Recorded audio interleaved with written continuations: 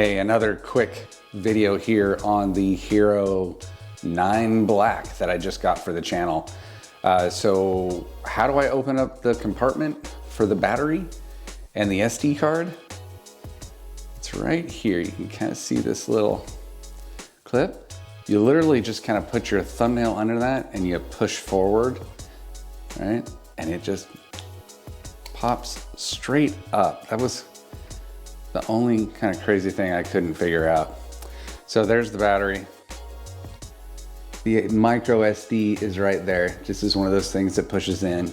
If you're wondering where the serial number is, if you pull this out, the serial number of your device is right in there.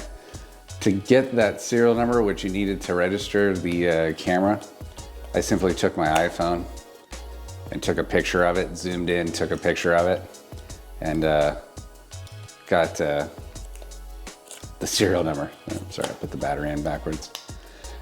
That's it. All right, thanks for watching.